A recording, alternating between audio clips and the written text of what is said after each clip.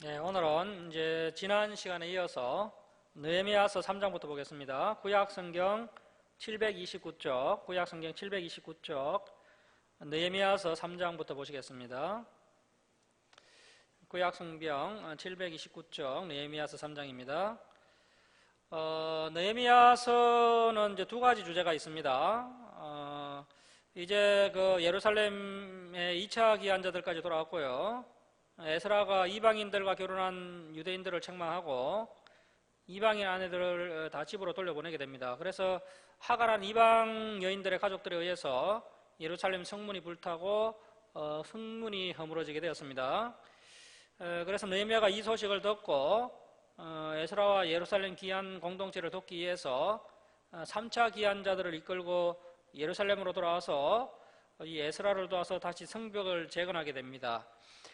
그래서 느헤미야서의 두 가지 주제는 첫 번째 성벽 재건, 두 번째는 성경 강좌입니다. 성경 강좌. 성벽 재건과 성경 강좌가 느헤미야서의 주제가 되겠습니다. 자, 여기 화면을 보시면요, 이 느헤미야서 파노라마를 보시면 느헤미야의 이름의 뜻이 이루하시는 여호와 혹은 또 여호와는 이루하신다는 뜻입니다. 느헤미야는 페르시아 왕 아닥사스다의 술 맡은 관원장이었습니다. 오늘날로 말하면 뭐 대통령 비서실장 정도 되는 그런 직책입니다. 왕의 신임과 총애가 두터웠고 페르시아에서 안정된 지에 있었고요. 또 느헤미야는 안일한 삶에 안주하지 않고 기한 공동체를 인수하여 난관에 복잡한 에스라의 개혁을 돕기 위하여 왕의 재가를 얻어서 예루살렘으로 찾아와서 고락을 같이 했던 사람입니다. 그리고 이 느헤미야는 늘 기도하는 사람이었습니다. 또 훌륭한 인품과 성격의 소유자고요. 또 성실함과 신앙이 성숙된 사람입니다. 그리고 또 심지가 견고한 신뢰의 사람입니다. 그리고 또 검소한 공직자의 표상입니다. 일을 두고는 쉬지 못하는 자입니다. 홀로 평안한 생활에 만족하지 않고 귀한 공동체에 동참하는 사람입니다. 그리고 공과 사를 구별하여서 공을 위해서 사를 포기한 사람입니다. 그리고 이대한 개혁자요, 또 불굴에 투지와 신념으로 일한 자고 하나님 앞과 사람 앞에 부끄러움 없이 살려고 애를 쓴 자였습니다. 자, 이제 3장을 보시면 이 3장은 예루살렘 성벽 중건에 참여한 명단과 또 이제 공사 구역이 소개되고 있는데요. 예루살렘 성벽 중건에 참여한 명단과 공사구역이 소개되고 있습니다. 먼저 1절부터 5절까지가 이제 북쪽 성벽입니다. 1절부터 5절까지가 북쪽 성벽. 잠시만요.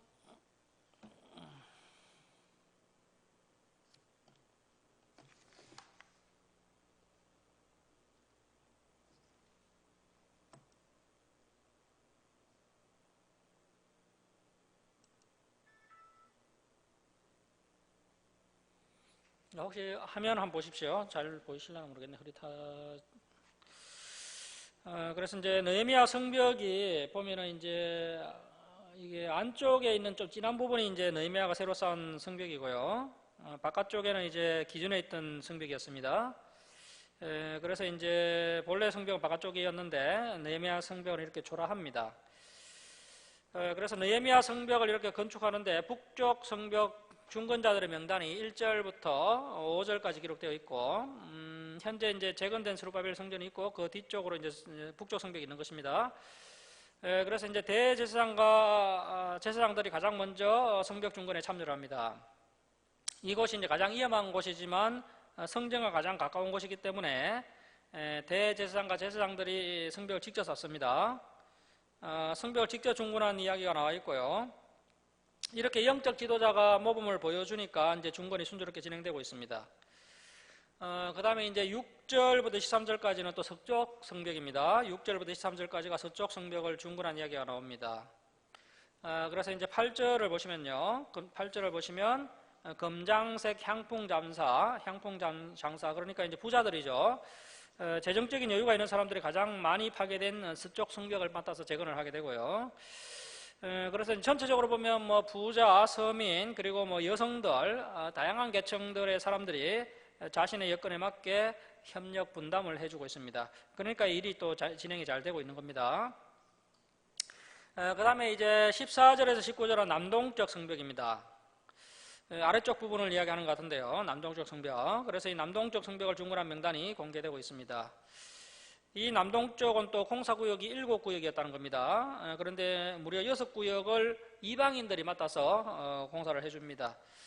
그러니까 예루살렘 정벽이 중건된다 하더라도 이 이방인들과 예루살렘 성벽과는 아무런 관계가 없습니다.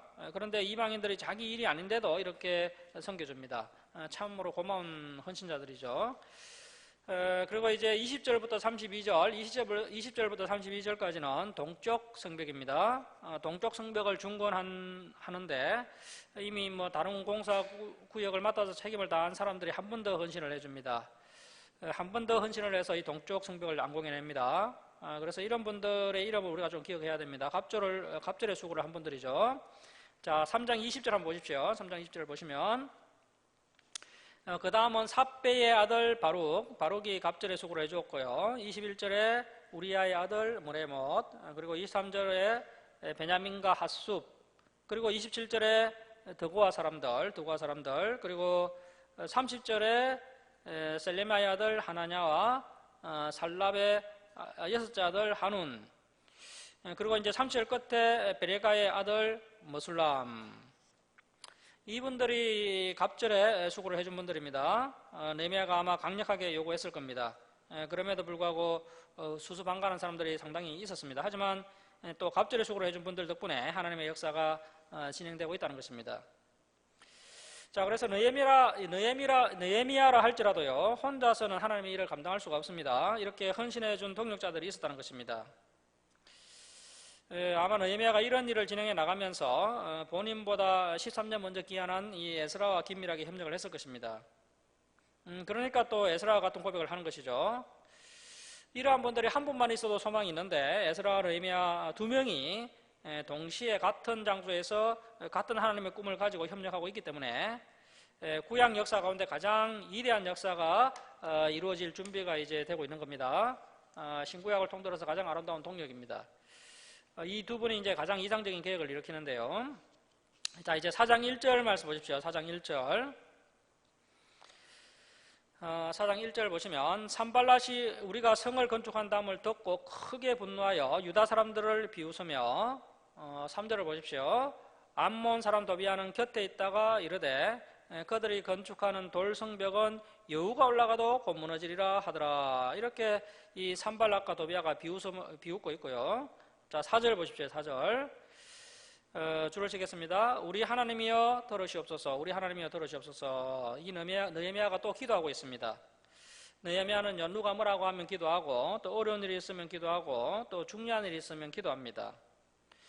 뭐 2시간, 3시간 길게 기도하고 나머지 시간은 자기 마음대로 사는 것이 아니라 느헤미야는 수시로 기도하고 하나님의 뜻대로 살아가고 있습니다. 이것이 범사에 기도하는 것입니다. 자, 6절 말씀 보십시오. 이에 우리가 성을 건축하여 전부가 연결되고 높이가 절반에 이르렀으니 이는 백성이 마음 들여 일을 하였음이니라. 그러니까 이 산발락과 도비아가 심히 분노합니다. 이 나쁜 사람들이 어떻게 말하느냐 하면, 자, 8절 보십시오. 8절. 다 함께 깨야기를 예루살렘으로 가서 치고 그곳을 요란하게 하자 하기로, 이렇게 이야기했더니, 자, 9절 말씀 줄을 칩니다. 우리 하나님께 기도하며 이렇게 또 기도를 합니다. 그들로 말미암아 파수꾼을 두어 주야로 왕비하는데, 이렇게 이제 파수꾼을 세워서 주야로 경계건물을 씁니다. 그러니까 기도도 하고 또 사람이 할 일에 대해서는 또 사람이 최선을 다하고 있습니다. 자, 10절 말씀 보십시오. 10절.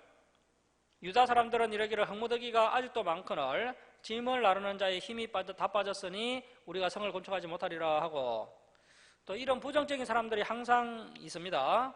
이렇게 내부에서 힘 빠지는 말을 하고 있습니다.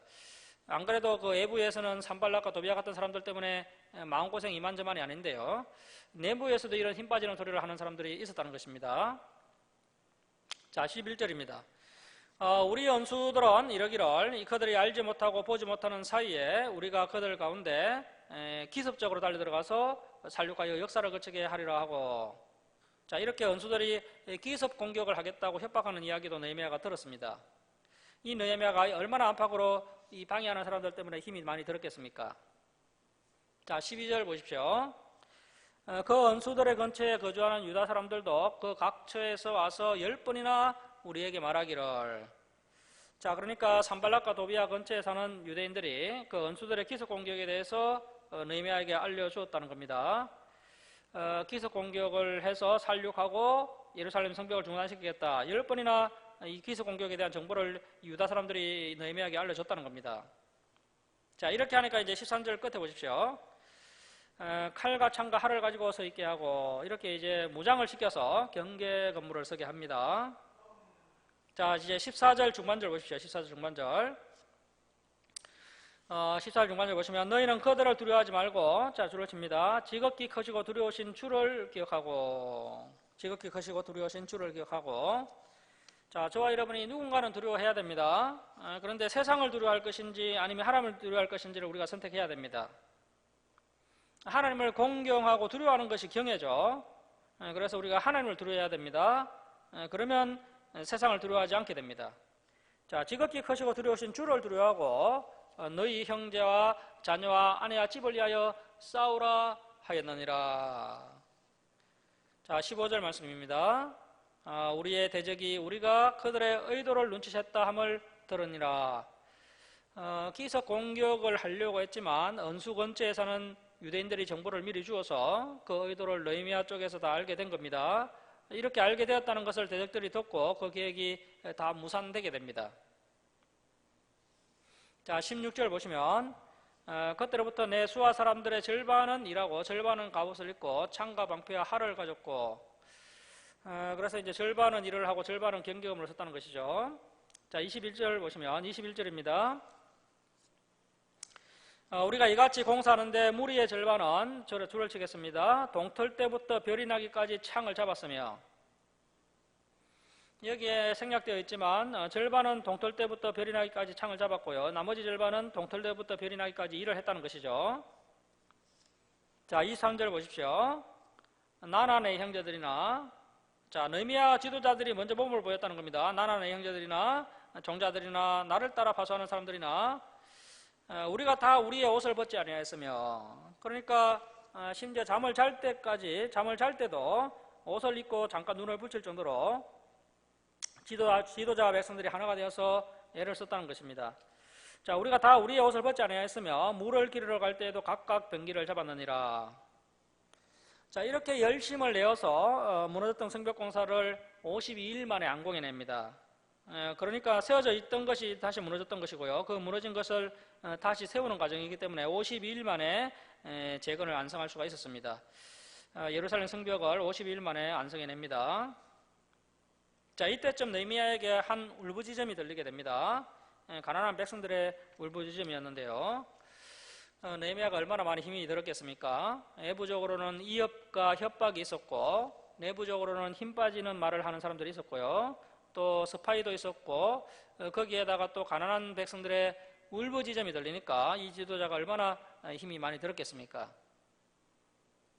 자, 5장 1절 보십시오. 5장 1절. 그때 백성들이 그들의 아내와 함께 크게 부르짖어 그들의 형제인 유다 사람들을 원망하는데, 자, 예루살렘으로 귀환을 해가지고 경제적으로 부도가 난 사람들이 있었습니다. 같이 귀환한 사람들에게 돈을 빌렸는데 경제적으로 어려운 사람들에게 돈을 빌려주면서 이자를 받았다는 것입니다. 자, 6절 보십시오. 6절, 5장 6절. 내가 백성의 부르짖음과 이런 말을 듣고 크게 노하였으나 깊이 생각하고, 자, 크게 노하였으나 깊이 생각하고, 이런 부분도 우리가 본받아야 됩니다. 느헤미야가 크게 화가 났습니다. 그런데 그 화를 곧바로 분출하지 않고 이제 시간을 두고 깊이 또 생각을 했다는 것입니다. 깊이 생각하고 귀족들과 민장들을 꾸짖어 그들에게 이르기를 너희가 각기 형제에게 높은 이자를 취하는도다 하고 대회를 열고 그들을 쳐서, 그래서 이자 받은 사람들을 공개적으로 책망합니다. 자, 이제 10절 끝에 보십시오. 10절 끝에 보시면 우리가 그 이자 받기를 거치자. 그래서 이러한 말씀도 이제 우리가 율법을 모르면 해석이 안 됩니다. 여기에 좀 적어 놓으십시오. 레위기 25장 35절 이하, 레위기 25장 35절 이하라고 적어 놓으십시오. 레위기 25장 35절 이하에 보면요, 가난한 형제에게 이자를 받지 말고 구워줘라, 이자 없이 그냥 구워줘라, 이렇게 되어 있습니다. 이것이 율법입니다. 예수님께서는 거저 받았으니 거저 주어라, 더 수준 높은 이야기를 말씀하셨죠. 자, 11절 끝에 보십시오. 11절 끝에 보시면 그 이자가 얼마였느냐 하면요, 100분의 1로 이자를 받았다는 것입니다. 그러니까 한 연 12% 이자를 받은 겁니다. 그런데 당시 그 이방사에서는요 20% 이상 이자도 받았습니다. 이방사에서는 20% 이상 이자를 받았는데 유대 공동체에서는 12% 이자를 받았다는 겁니다. 그런데 하나님께서는 그래 세상 사람들보다 너희가 좀 더 낫다 이렇게 이야기하시지 않고요, 말씀을 기준으로 명확하게 판단을 하십니다. 그래서 우리가 뭐 세상 사람들에 비해서 조금 괜찮다 하더라도요, 그런 것은 아무런 의미가 없다는 것입니다. 말씀을 기준으로 봤을 때 그 말씀에 부합하지 않으면 하나님께서 책망을 하십니다. 그래서 이방 사람들에 비해서 이자를 적게 받았다 할지라도 그것은 이자를 받는 것 자체가 율법에 어긋나기 때문에 느헤미야가 상당히 책망을 합니다. 자, 그리고 이제 13절 말씀 보십시오. 13절. 내가 옷자락을 털며 이르기를 이 말대로 행하지 아니하는 자는 모두 하나님이 또한 이와 같이 거짓과 산업에서 털어버리실지니 그는 곧 이렇게 털려서 빈손이 될지로다 하매 회중이 다 아멘하고 여호와를 찬송하고 백성들이 그 말한 대로 행하였느니라. 자, 이렇게 해서 이번 문제가 잘 해결되게 됩니다. 자, 이제 14절 이하는 아주 감동적인 이야기가 나옵니다. 자, 14절 말씀 보십시오. 또한 유다 땅 총독으로 세움을 받은 때 곧 아닥사스 왕 제20년부터 제32년까지, 그러니까 이제 페르시아 제6대 황제 아르타크세르크세스 BC 443년부터 BC 432년까지인데요. 그 12년 동안은 줄을 치겠습니다. 나와 내 형제들이 총독의 녹을 먹지 아니하였느니라. 자, 느헤미야가 얼마나 훌륭한 인품과 검소한 공직자의 표상인지요. 정말 율법 이상을 행하는 사람이었습니다. 그런데 이 느헤미야가 왜 이렇게 월급을 받지 않았느냐 하면, 자, 15절 끝에 보십시오. 나는 하나님을 경외함으로 이같이 행하지 아니하고, 하나님을 두려워하는 신앙이 느헤미야에게 있었기 때문에 나라 형편이 이렇게 어려운데 내가 어떻게 월급을 받을 수 있겠느냐 이렇게 이야기를 했다는 것입니다. 다른 일반 총독들은 뭐 백성들에게서 빼앗고 뭐 압제하고 했지만 느헤미야는 하나님을 두려워하기 때문에 감히 그렇게 할 수 없었다는 것입니다. 그래서 아예 월급을 받지도 않았다는 겁니다. 자, 16절 말씀 보십시오. 도리어 이 성벽 공사에 힘을 다하며 땅을 사지 아니하였고, 자, 경제가 어려워지고 하면은 이제 돈 있는 사람들은 땅을 삽니다. 땅을 삽니다. 그래서 이제 남유다가 멸망을 하고요, 포로 생활을 하고 이제 기한을 했을 때 그 예루살렘에 얼마나 빈 땅들이 많았겠습니까? 그때 일반 백성들은 자기 집 짓기에 바쁘고 또 땅을 산다는 것은 생각도 못 하는데, 그때 이제 돈이 많은 부자들은 다 땅을 사는 겁니다. 자, 그런데 느헤미야는 땅을 사지 않고 그 돈으로 무엇을 했다는 것입니까? 자기 사비를 털어서 예루살렘 중건에 헌신을 했다는 것입니다. 자, 그리고 이제 18절 말씀 보십시오. 18절. 매일 나를 위하여 소 한 마리와 살찐 양 6마리를 준비하여 닭도 많이 준비하고 열흘에 한 번씩은 각종 포도주를 갖추었나니 비록 이같이 하였을지라도 내가 총독의 녹을 요구하지 아니하였으면 이 백성의 부역이 중함이었더라. 자, 이렇게 생활비를 요구하지 않고 백성들의 부역이 중요했기 때문에 사비를 이용해서 섬겼다는 것입니다. 느헤미야는 철저히 공을 위해서 살을 희생하는 멸사봉공의 사람이었습니다. 자, 19절 보십시오. 줄을 치겠습니다. 내 하나님이여, 내가 이 백성을 위하여 행한 이 모든 일을 기억하사 내게 은혜를 베푸시옵소서. 아마 이 페르시아 술관을 하면서 모았던 재산을 12년 동안 모두 다 사용했을 것입니다. 자, 그리고 여기에 또 기도 방법이 나옵니다. 우리가 먼저 선한 일을 한 다음에 하나님 부족하지만 제가 행한 모든 일을 기억하사 저에게 은혜를 베풀어 주옵소서, 이것이 기도라는 겁니다. 자, 이제 6장을 보시면요, 6장 1절 이하는 느헤미야가 암살당할 뻔한 이야기가 기록되어 있습니다. 그러니까 이 나쁜 사람들이 이제 이 산발락과 도비아 같은 나쁜 사람들이요, 느헤미야를 자꾸 죽이려고 하는 겁니다. 자, 그리고 이제 오절리아는 이 나쁜 사람들인 산발락과 도비아, 겟셈 이런 사람들이요, 여론 조성을 해서 자꾸 느헤미야를 모함하는 겁니다. 자꾸 헛소문을 퍼뜨리는 겁니다. 하지만 이 느헤미야가 전혀 흔들리지 않습니다. 자, 9절 보십시오. 9절. 9절 보시면 이는 그들이 다 우리를 두렵게 하고자 하여 말하기를 그들의 손이 피곤하여 역사를 중지하고 이루지 못하리라 함이라. 자, 그런데 느헤미야는 하나님을 두려워하고 사람을 두려워하지 않기 때문에요, 전혀 신경 쓰지 않습니다. 이제 내 손을 힘있게 하옵소서 하였노라. 그래서 느헤미야는 기도하는 사람이었고 또 믿음의 심지가 견고한 사람입니다. 흔든다고 해서 절대 흔들리지 않습니다. 자, 여러분, 흔든다고 해서 흔들리면요, 그것도 죄를 짓는 것입니다. 깬다고 해서 깨는 것도 죄를 짓는 겁니다. 아이고, 흔드는데 어떡합니까? 깨는데 어떡합니까? 자, 여러분, 사탄이 뭐 하는 존재인가요? 깨는 자죠. 사탄이 깬다고 깨임 당하는 것도 죄를 짓는 것입니다. 그래서 뭐 흔드는데 어떡합니까? 깨는데 어떡합니까? 이런 말 하면 안 됩니다.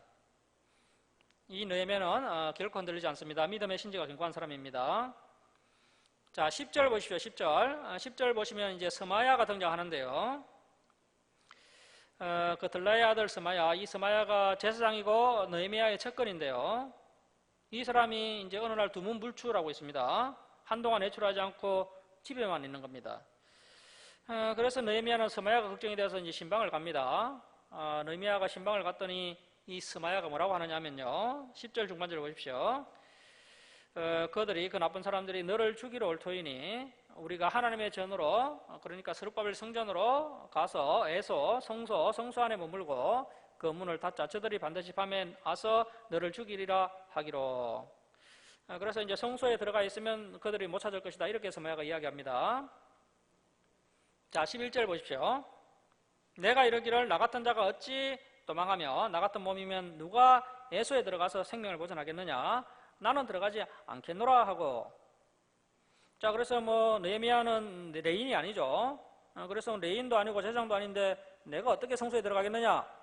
어떻게 내가 율법을 어기고 나의 안위를 위하여 성전에 숨을 수가 있겠느냐라고 이야기한 겁니다. 자, 12절 말씀 보십시오. 12절. 깨달은 적, 나중에 깨달은 적, 그 스마야는 하나님께서 보내신 바가 아니라 도비아 산발락에게 뇌물을 받고 내게 이런 거짓 예언을 함이라. 자, 13절 말씀 보십시오. 그들이 뇌물을 준 까닭은 첫 번째 나를 두렵게 하고, 그래서 느헤미야를 두렵게 하려고 했다는 겁니다. 자, 여러분, 지금도 마찬가지입니다. 이 사탄은요, 하나님의 종을 자꾸 두렵게 하려고 합니다. 성도들을 자꾸 두렵게 하려고 합니다. 자, 첫 번째 두렵게 하고, 이렇게 함으로 두 번째 범죄하게 하고. 자, 범죄하는 것이 뭡니까? 율법을 어기는 것이죠. 법을 어기는 것이 됩니다. 범죄하게 하고. 그러니까 이제 느헤미야가 레인도 아닌데 성전으로 숨어 들어가는 것, 죄를 짓는 것입니다. 율법을 어기는 겁니다. 성전에는 반드시 레인과 제사장들만 들어갈 수 있는 것이죠. 그래서 악한 말을 지어 나를 비방하려 함이었느니라. 그래서 첫 번째는 느헤미야를 두렵게 하도록 하기 위해서, 느헤미야가 두려워하게 되면 어떻게 됩니까? 권위가 떨어지게 되죠. 이신이 떨어지게 됩니다. 그리고 또 두 번째는 율법을 범하도록 했다는 것입니다. 느헤미야가 이제 제사장이 아니어서 성전에 들어갈 수가 없는데, 만약에 느헤미야가 율법을 어기고 성전에 들어가게 되면요, 백성들이 어떻게 되는 겁니까? 그 느헤미야가 율법을 어기는 모습을 보고 다 백성들도 율법을 어기게 되는 것이죠. 그렇게 되면 이제 귀한 공동체를 율법 위에 반드시 세우지 못하게 됩니다. 느헤미야가 먼저 모범을 보여주지 못했기 때문입니다. 그래서 이 사탄이 이제 이 하나님의 성전이나 이스라엘의 공동체를 세우지 못하도록 이렇게 해방을 한 것인데요. 이렇게 이제 마귀가 이런 것을 노리고 이렇게 했지만 느헤미야는 전혀 흔들리지 않습니다. 느헤미야는 두려워하지 않았습니다. 자, 이제 14절 말씀 보십시오. 14절. 네, 하나님이여 주를 치겠습니다. 도비아 산발락과 여선지자 노야다와 그 남은 선지자들, 그러니까 이 스마야 제사장뿐만 아니라 심지어 여선지자 노야다라는 사람과 상당수의 선지자들이 이 도비아와 산발락과 한패가 된 겁니다. 자, 그래서 느헤미야가 하나님께 기도합니다. 곧 나를 두렵게 하고자 한 자들의 쇠행을 기억하옵소서 하였노라. 은수 갚는 것은 하나님께서 전문가시기 때문에 느헤미야가 직접 갚을 필요가 없습니다. 하나님이 저 악한 자들의 소행을 기억하옵소서 하고 기도했다는 것입니다. 그러면 이제 하나님께서 그 은수를 갚아주시는 것이죠. 자, 15절 말씀 보십시오. 성벽 역사가 52일 만인 엘루를 25일에 끝남에 느헤미야가 대단한 믿음과 추진력을 가지고 50일 만에 성벽 공사를 끝내게 됩니다. 자, 16절 보십시오. 16절. 우리의 모든 대적과 주위에 있는 이방 족속들이 이를 듣고 다 두려워하여 크게 낙담하였으니 그들이 우리 하나님께서 이 역사를 이루신 것을 알미니라.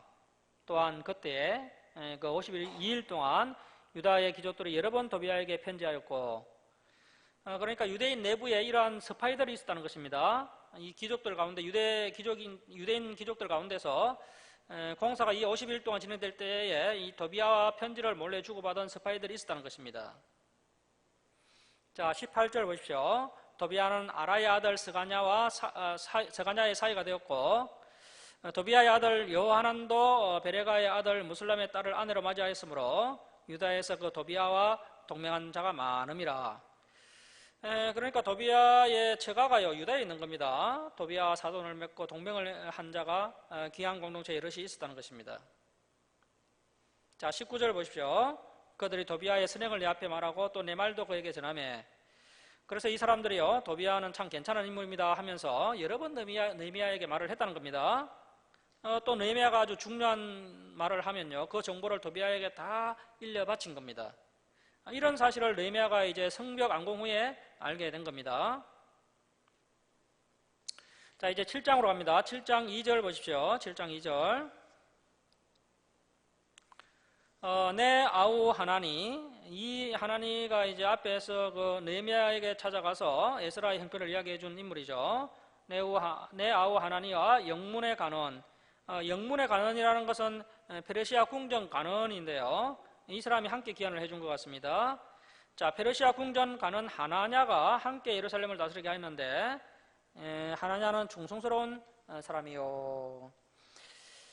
그래서 성경에서는 뭐 세워놓으면 잘하겠지 하면서 일꾼을 세우지 않습니다. 반드시 충성스러운 사람을 세웁니다. 그래서 작은 일을 먼저 맡겨서 시험을 해보고요. 그 시험에 합격한 사람들에게 큰 일을 맡기는 겁니다. 그래서 반드시 진리는요 작은 일에 충성된 자가 큰 일에도 충성합니다. 그래서 아이고 목사님 저에게 그런 하찮은 일을 시키시면 어떻게 합니까? 그렇게 하면 안 됩니다. 이렇게 이제 충성된 사람들을 세우고요. 자, 두 번째는 하나님을 경외함이 무리 중에서 뛰어난 자라. 그래서 느헤미야가 사람을 볼 줄 알죠. 이렇게 율법을 아니까요 또 율법을 기준으로 사람을 세우는 겁니다. 자, 이제 5절 이하는 에스라 2장에 나왔던 1차 기한자 명단이 또 나옵니다. 왜 이 시점에서 1차 기한자 명단이 다시 한번 나오느냐 하면요, 방금 그 성벽이 완공되었지 않습니까? 예루살렘 성벽이 완공되고 예루살렘 성벽 안에 거주민을 파악을 해보니까요, 이 예루살렘 성 거주민 숫자가 너무 적었던 겁니다. 그래서 예루살렘을 다시 회복하기 위해서는 어느 정도 거주민이 필요했고, 그래서 에스라가 어차피 2차 기한, 3차 기한자들은 온 지 얼마 안 되었고, 또 느헤미야, 에스라의 지도를 받았기 때문에 별로 걱정이 없습니다.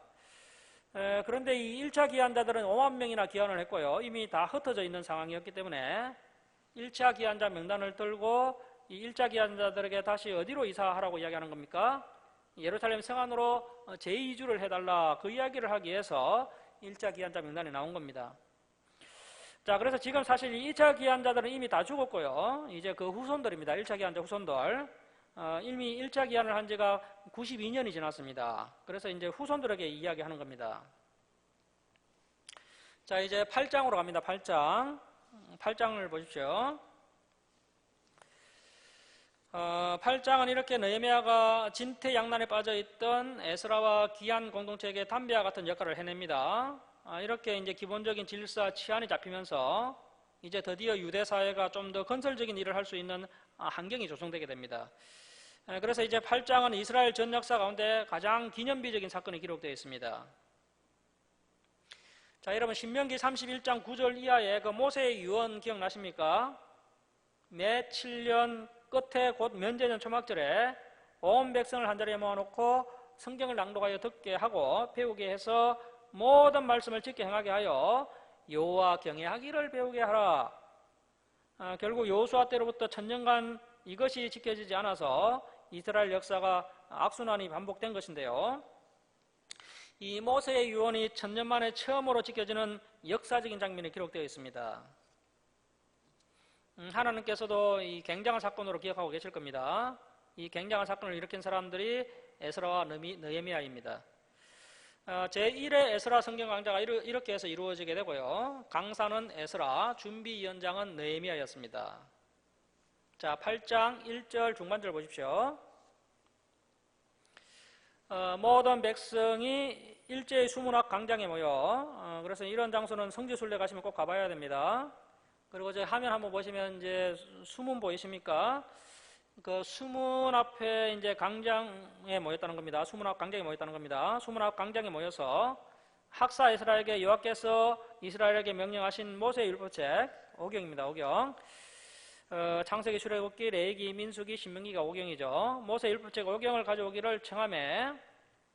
자, 2절 말씀 보십시오. 일곱째 달 초하루에, 그러니까 BC 444년입니다. BC 444년 7월 1일에 제사장 에스라가 율법책을 가지고 회중 앞 곧 남자나 여자나 자, 줄을 치겠습니다. 알아들을 만한 모든 사람 앞에 이르러. 자, 이 성경 강좌의 대상은요, 알아들을 만한 모든 사람들입니다. 알아들을 만한 모든 사람. 그래서 너무 어려도 안 됩니다. 어린아이들은 부모님들이 열심히 성경 공부하는 모습을 보여주면 되는 것이고요. 적어도 한 초등학교 4학년, 5학년 이상은 되어야 성경을 배울 수가 있습니다. 자, 3절 말씀 보십시오.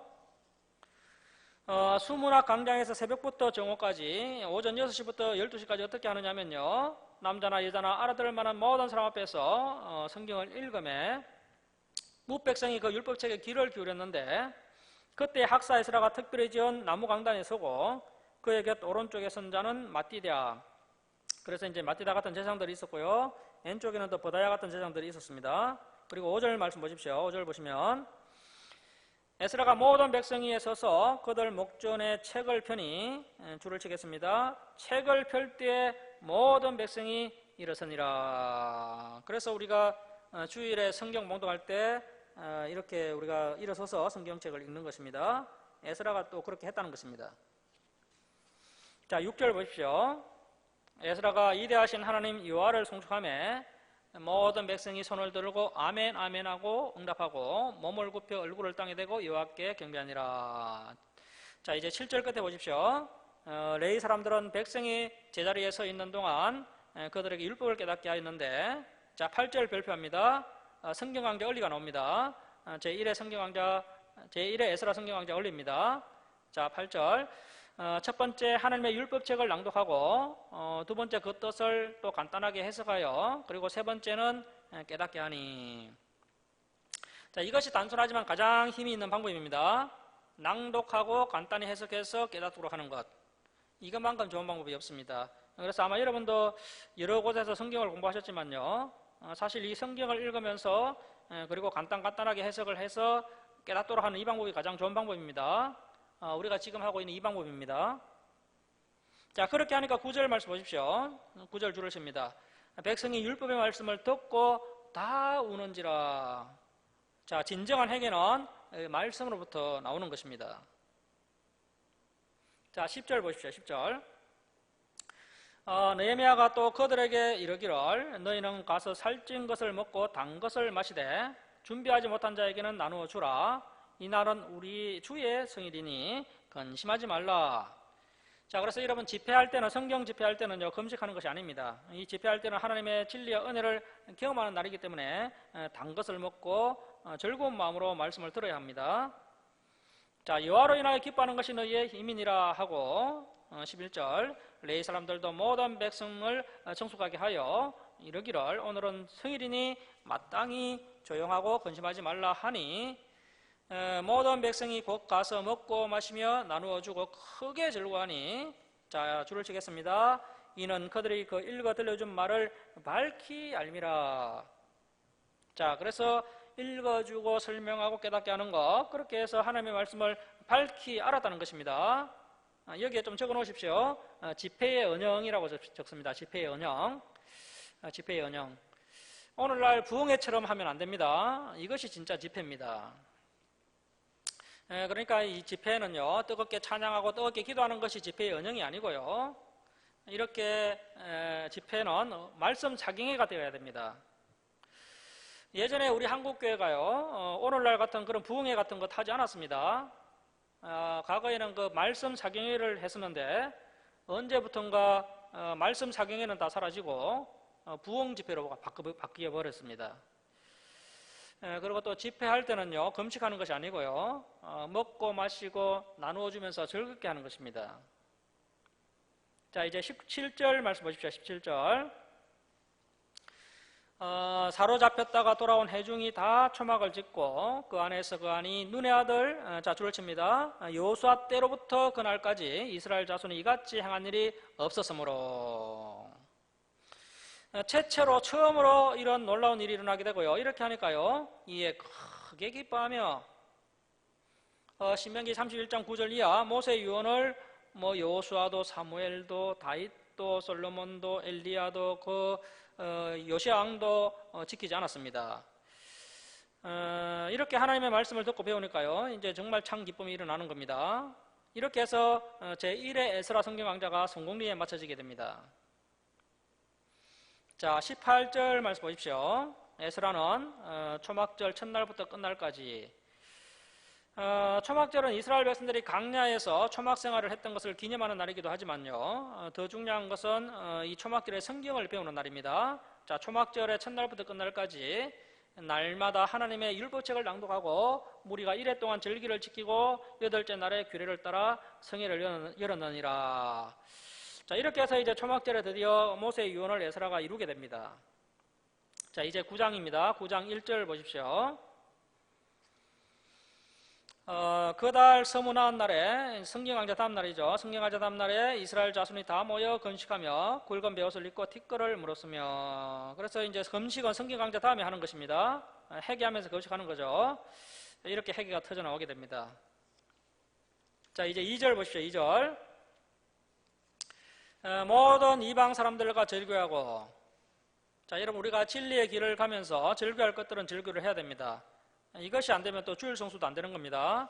모든 이방 사람들과 절교하고, 서서 자기의 죄와 조상들의 허물을 자복하고, 이날의 낮 4분의 1은 그 자리에 서서 그들의 하나님 여호와의 율법책을 낭독하고, 그래서 오전 6시부터 9시까지는 율법책을 낭독하고, 또 낮 4분의 1 오전 9시부터 10시까지는 지연제를 자복하고 하며, 그래서 그들의 하나님 여호와께 경배하는데, 자, 4절입니다. 레위 사람 예수아와 바니와 감미엘과 스바냐와 분니와 세레바와 바니와 그나니는 단에 올라서서 큰 소리로 그들의 하나님 여호와께 부르짖고, 천년만에 진리를 깨달았으니까 이때 정말 큰 소리로 통곡하면서 회개를 하게 됩니다. 천년만에 회개니까, 진정한 회개니까 정말 큰 소리로 통곡하면서 회개를 하게 됩니다.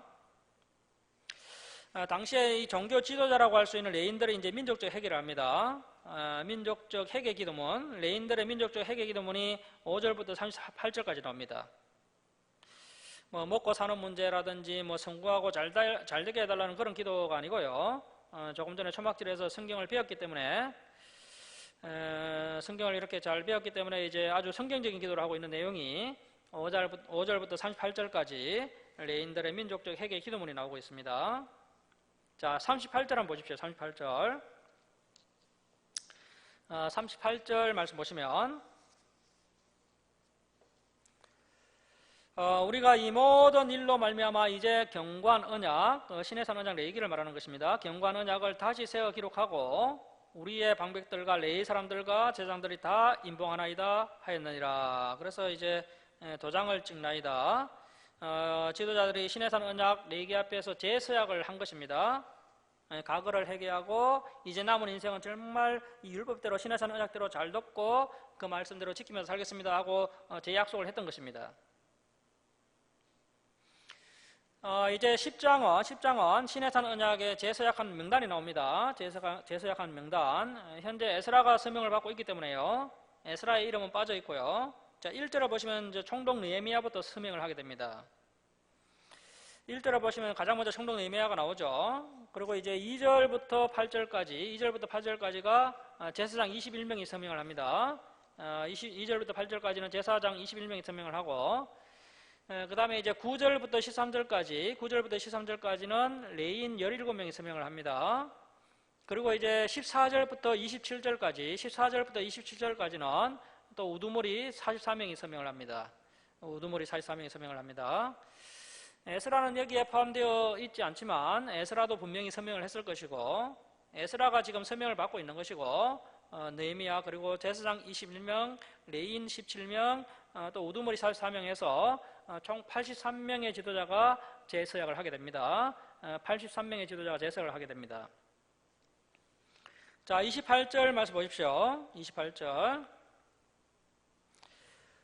그 남은 백성과 제사장들과 레위 사람들과 문지기들과 노래하는 자들과 너디님 사람들과 및 이방 사람과 절교하고 하나님의 율법을 준행하는 모든 자와 그들의 아내와 그들의 자녀들 곧 지식과 총명이 있는 자들은 다 그들의 형제 귀족들을 따라 저주로 맹세하기를.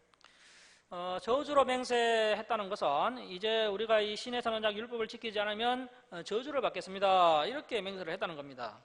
저주로 맹세하기를 우리가 하나님의 종 모세를 통하여 주신 하나님의 율법을 따라 우리 주 여호와의 모든 계명과 규례와 율례를 지켜 행하여. 자, 이렇게 백성들이 여호와의 모든 계명과 규례와 율례를 지켜 행하겠습니다 하면서 일제히 다시 하나님 앞에서 약속을 하게 됩니다. 자, 그래서 이제 30절 이하에 지켜 행하겠다고 했던 율법이 구체적으로 나오는데요. 먼저 30절 말씀 보시면 첫 번째, 이방인과 혼인하지 않겠습니다. 오늘날로 이야기하면 진리가 공유된 배우자를 만나서 결혼을 하겠습니다, 그런 이야기입니다. 뭐 좀 수입이 적더라도, 좀 애보가 좀 부족하더라도 정말 믿음의 사랑과 결혼을 하겠습니다, 그렇게 적용하면 되겠습니다. 자, 그리고 이제 31절은 두 번째, 안식일과 절기를 지키겠습니다. 그러니까 시간 개념을 정리하겠다는 거죠. 오늘날로 이야기하면 시간의 최우선순위를 예배로 정하겠다, 그런 이야기입니다. 예배를 정하겠다, 예배를 반드시 드리겠다. 그 다음에 이제 32절에 34절은 세 번째, 이제 성전세 납부와 번제용 화목을 조달하겠습니다. 성전세를 납부하고 번제용 화목을 조달하겠습니다. 이것은 뭐냐면요, 교회가 유지 관리되는 데 있어서 헌신하고 희생하겠습니다, 그런 이야기입니다.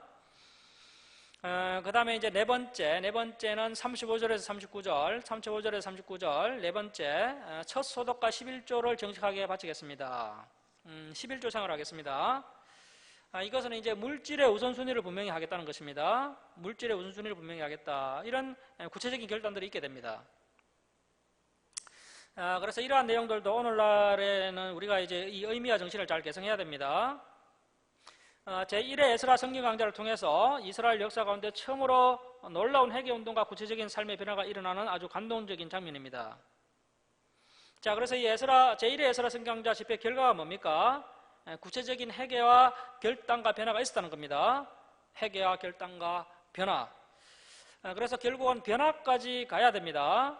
그래서 성경을 낭독하고 간단히 해석하고 깨닫게 하는 것이 얼마나 힘이 있는지를 우리가 이렇게 알 수가 있습니다. 자, 이제 10장 39절 보십시오. 10장 39절 끝에 보십시오. 그래야 우리가 하나님을 전을 버려두지 아니하니라. 그래서 우리가요, 하나님의 교회를 버려두면 안 됩니다. 자, 이제 11장은 예루살렘에 거주하는 백성들의 명단이 나옵니다.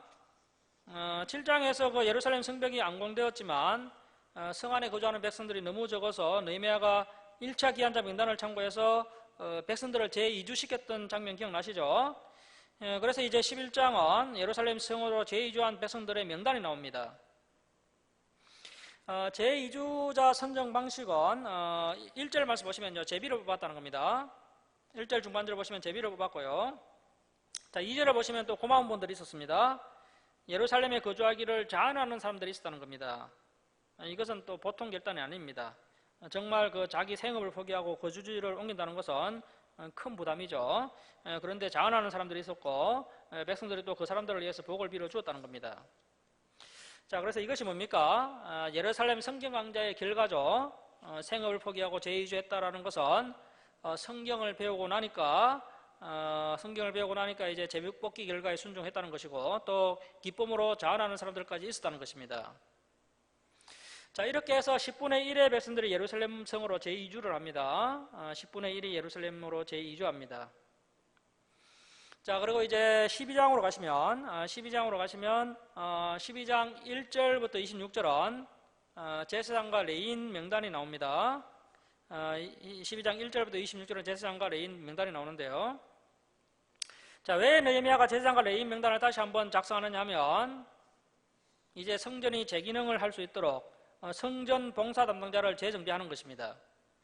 성전 봉사 담당자를 재정비한다는 의미에서 제사장과 레위인 명단이 나오고요.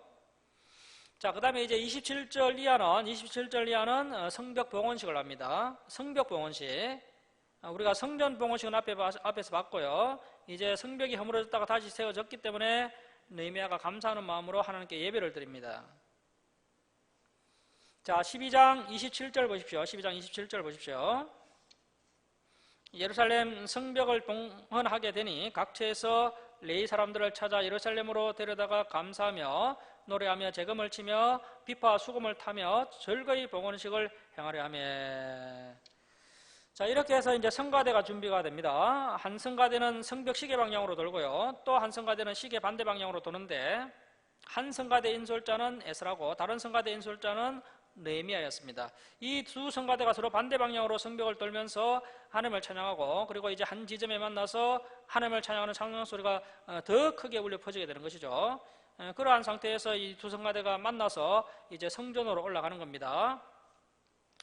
자, 42절 중반절 보십시오. 42절 중반절 보시면 노래하는 자는 크게 찬송하였는데 그 감독은 그 성가대 지휘자는 에스라 히야라. 이날에 무리가 큰 제사를 드리고 심히 즐거워하였으니 이는 하나님이 크게 즐거워하게 하셨음이라.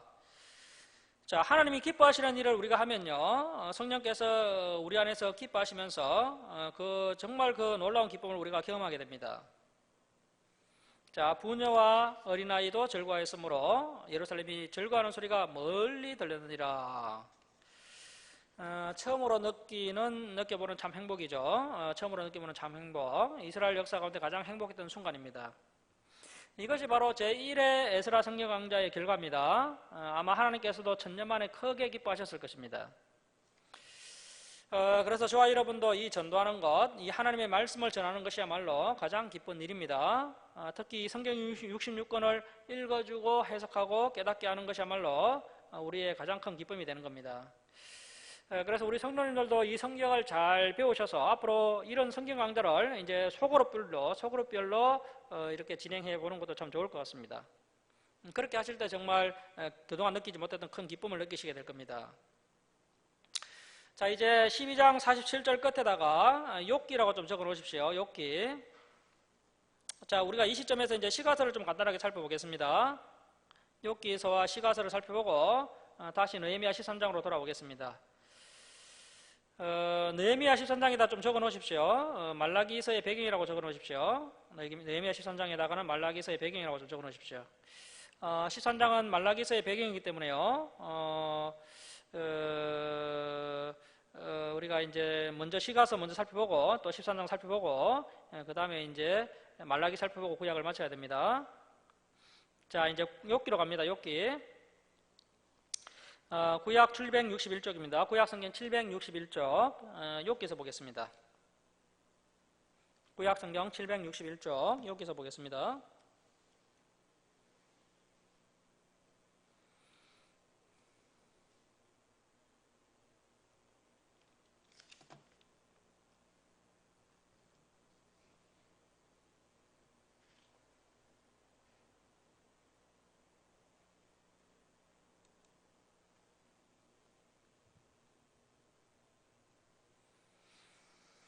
자, 이 욥기 파노라마를 보시면요,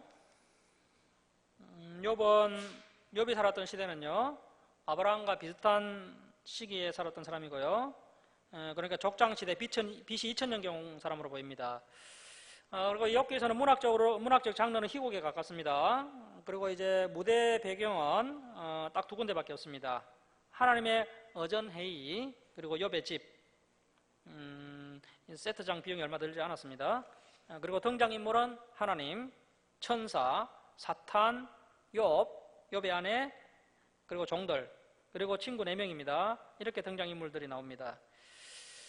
그리고 이 욥의 저자는요, 미상입니다. 누가 지었는지 모릅니다. 기록 연대는 바벨론 포로 기간으로 보입니다. 신청전, 춘향전처럼 오랫동안 구전으로 내려오다가 바벨론 포로기에 문서화되었다 이렇게 볼 수가 있습니다. 그 다음에 욥기의 주제는요, 의인의 고난입니다. 의인의 고난, 의인의 고난에 관한 문제입니다. 자, 욥기 1장 1절 보십시오. 우스 땅에 욥이라 불리는 사람이 있었는데, 욥기 제일 끝에 보면 욥이 한 210살까지 살았거든요. 욥이 210세 정도까지 사는데 아브라함의 아버지 테라가 205세까지 살았습니다. 그래서 나이대도 보면 거의 아브라함의 시대와 비슷한 시기가 아니었나. 그래서 이제 아브라함 시대와 비슷한 시기가 아니었나 이렇게 생각해 볼 수 있는 것이죠. 자, 욥이라 불리는 사람이 있었는데요. 그 사람은 자 줄을 칩니다. 온전하고 이 온전하다라는 히브리어가 탐인데요. 이 탐은 도덕적으로 흠이 없었다는 겁니다. 자, 그러니까 자꾸 영적인 부분만 이야기하고 우상숭배 이야기 아니면 뭐 예수님을 믿는 부분에 대해서만 오늘날 우리 기독교가 강조하고 이 도덕적이고 윤리적인 부분은 우리가 좀 소홀히 여기는 경우가 있는데요. 그런데 이 욥이라는 인물은요, 도덕적으로도 흠이 없는 그런 인물이었다는 것입니다. 자, 그래서 반드시 참믿음은 윤리적이고 도덕적인 겁니다. 이 이야기가 신약에도 나오고 구약에도 나옵니다. 욥이 그러한 인물이었습니다. 자, 그리고 이 욥이 온전하고 정직하여 하나님을 경외하며, 자, 이 경외가 성경에 많이 나옵니다. 구약 성경의 위대한 인물들은 하나같이 하나님을 두려워하는 사람들이었습니다. 하나님을 경외하며 악에서 떠난 자들아. 그래서 욥은 악을 멀리하는 자였다는 겁니다. 자, 2절 보십시오. 그에게 아들 7과 딸 3이 태어나니라. 그의 소유물은 양이 7,000마리요, 낙타가 3,000마리요, 소가 500결이요, 암나귀가 500마리이며 종도 많이 있었으니 이 사람은 동방이라고 하면 이스라엘과 유프라테스 강 사이를 말합니다. 이스라엘과 유프라테스 강 사이 동방 사람 중에 가장 훌륭한 자라. 그의 아들들이 자기 생일에 각각 자기 집에서 잔치를 베풀고 그의 누이 3명도 청하여 함께 먹고 마시더라. 자, 우리 5절 말씀 함께 읽겠습니다. 시작. 그들이 차례대로 잔치를 끝내면 욥이 그들을 불러다가 성결하게 하되 아침에 일어나서 그들의 명수대로 번제를 드렸으니 이는 욥이 말하기를 혹시 내 아들들이 죄를 범하여 마음으로 하나님을 욕되게 하였을까 함이라. 욥의 행위가 항상 이러하였더라. 그래서 욥은 참 신실한 사람이었습니다. 자, 6절 보시면 하루는 하나님의 아들들이 와서 여호와 앞에 섰고 사탄도 그들 가운데 온지라. 우리가 앞에서 그 대제사장 여호수아가 이방인을 치었을 때도 이런 장면이 나왔지 않습니까? 욥기에도 비슷한 장면이 기록되어 있고 하나님의 의전회의인데요. 그 하나님의 의전회의에 사탄이 있었다는 겁니다. 그래서 아마 이때까지는 사탄이 하나님 나라 의전회의에 참여를 한 것 같습니다. 본래 사탄이 천사장이었습니다. 타락해서 사탄이 되었죠. 그런데 의전회의를 할 때 사탄이 하나님 나라 의전회의에 참여할 수 있었던 것 같습니다. 자, 7절 말씀 보십시오. 여호와께서 사탄에게 이르시되 네가 어디서 왔느냐? 사탄이 여호와께 대답하여 이르되 땅을 두루 돌아 여기저기 다녀왔나이다. 어디 뭐 시험 들게 할 사람 없나 하면서 여기저기 다녀온 거죠. 여호와께서 사탄에게 이르시되 네가 내 종 욥을 주의하여 보았느냐? 자, 줄을 칩니다. 그와 같이 온전하고 정직하여 하나님을 경외하며 악에서 떠난 자는 세상에 없느니라. 욥을 향한 하나님의 평가죠. 자, 그래서 욥기에서 이야기하는 것은요, 의인의 고난입니다. 의인의 고난. 그래서 오히려 의인이기 때문에 악한 사탄과 악한 사람들에 의해서 의인이 고난을 당한다는 것입니다. 의인들은 적당히 타협하면서 사니까, 악인들은 적당히 타협하면서 사니까 오히려 고난이 없습니다. 그런데 의인은 오히려 더 고난이 있는 겁니다.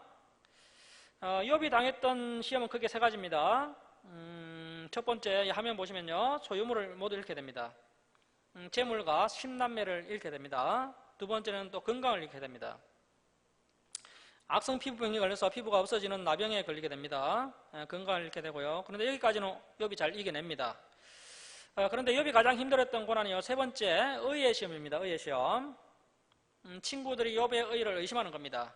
친구들이 욥을 정죄하는 겁니다. 이것이야말로 의인의 가장 큰 고난입니다. 이런 고난들이 욥기에 기록되어 있고요. 그 다음에 욥기의 두 번째 주제를 생각해 보면요, 아까 그 의인의 고난이 욥기의 첫 번째 주제였고, 두 번째 욥기의 주제는요, 시험 당했을 때 말을 어떻게 할 것인가, 시험 당했을 때 말을 어떻게 할 것인가에 대한 교훈이 흐르고 있습니다. 결론을 이야기하면요, 사람이 입을 닫아야 하나님께서 말씀하신다는 겁니다. 사람이 입을 닫아야 하나님께서 말씀하신다는 것입니다. 그래서 이 욥의 말은 부분적으로는 맞고 부분적으로 틀립니다. 이 욥이 하는 말은 부분적으로는 맞고 부분적으로 틀립니다. 특별히 욥이 이제 친구로부터 의를 의심받고 정죄를 받는 그 시점부터 이 욥의 믿음이 많이 흔들립니다. 굉장히 욥이 괴로워합니다. 그러면서 욥이 또 틀린 말을 하고 있습니다. 그래서 이 욥의 말은요, 부분적으로 맞고 부분적으로 틀립니다. 그런데 이제 욥의 내 친구의 말은요, 거의 틀린 말입니다. 욥의 내 친구의 말은 거의가 틀린 말입니다. 물론 뭐 구절구절 떼어서 보면 좋은 말들이 상당히 많이 등장을 합니다. 이 욥의 친구들도 당시에는 상당한 지혜자들입니다. 욥이 지혜자이기 때문에 이 친구들 역시도 지혜자들이었습니다. 지혜자들이 하는 말이기 때문에 상당히 괜찮은 말들이지만 전체적인 맥락에서 봤을 때 거의가 틀린 말입니다. 이 친구들은 영향가 없는 말들만 하고 있습니다. 자, 이제 우리 8장 7절 한번 가보십시오. 8장 7절, 우리 한국교회가 가장 사랑하는 말씀이 나오고 있는데요. 자, 8장 7절 보십시오. 8장 7절 보시면 내 시작은 미약하였으나 내 나중은 심히 창대하리라. 개업식에 가면 이 말씀 이제 이렇게 앨범에 넣어서 이렇게 액자에 넣어서 주죠. 자, 지금 이 분위기 어떤 분위기냐면요, 욥의 친구들이 욥을 정죄하는 분위기입니다. 욥의 친구들이 욥의 의를 의심하고, 욥 네가 겉으로는 의인인 척했지만 숨은 곳에 죄가 있기 때문에 하나님께서 너를 이렇게 심판하신 것이다 하면서 욥을 정죄하면서 이 이야기를 한 것입니다. 그래서 그런 맥락을 보고 이 말씀을 사용해야 되지, 무턱대고 이 말씀을 우리가 좋다고 붙여놓으면 안 됩니다. 그래서 반드시 그 문맥 너머에 있는 분위기를 알아야 그 문맥을 정확히 파악할 수 있고요. 그래야 또 우리가 번역할 때도 실수하지 않게 됩니다.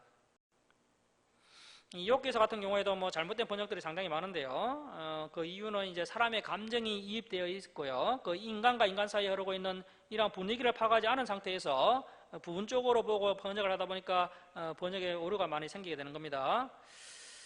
그래서 우리가 성경을 반드시 통째로 다 보고 전체적인 분위기를 파악해서 이제 이해를 해야 되고요. 자, 그래서 이 이야기는 욥의 새 친구가 욥을 정죄하는 분위기 가운데 이제 그 욥의 친구 빌닷에게서 나온 말입니다. 그래서 이 빌닷 역시도 욥을 응원할 마음이 전혀 없습니다. 그래서 욥을 정죄하면서 나온 이야기가 바로 이 이야기입니다. 이제 9절 이하에서 욥의 대답하는 이야기가 나오는데요. 자, 9장 1절 보십시오. 9장 1절. 욥이 대답하여 이르되 진실로 내가 이 일이 그런 줄을 알거니와. 욥이 다 한다는 겁니다. 인생이 어찌 하나님 앞에 어려우랴 하면서 또 이 빌닷의 이야기를 전혀 귀담아 듣지 않습니다. 그러니까 귀담아 들을 말이 없었던 것입니다. 그래서 이 9장 전체를 읽어봐도요, 빌닷이 전혀 말도 안 되는 말을 하니까 욥이 빌닷의 말에 구체적인 대꾸를 하지 않습니다. 욥이 구체적인 대꾸도 하지 않고요, 바로 하나님 앞에 기도하는 내용이 이제 9장에 쭉 기록되어 있습니다. 그래서 이제 쭉 내용을 뭐 한번 읽어보시면 될 것 같고, 이제 42장으로 넘어갑니다. 42장. 자, 42장 3절 한번 보십시오. 42장 3절을 보시면 욥이 해결을 하는데요. 자, 42장 3절 보십시오. 욥이 해결하는데 어떤 해결을 하느냐면, 자, 3절 말씀 보십시오. 무지한 말로 이치를 가리는 자가 누구니까? 지금 계속해서 친구들과 말싸움을 했지 않습니까? 나는 깨닫지도 못한 일을 말하였고 스스로 알 수도 없고 헤아리기도 어려운 말을 하였나이다. 그러니까 이제 자기가 한 말을 해결하는 겁니다. 당대 최고의 의인이라고 하는 욥도 자신의 어리석은 말을 해결합니다.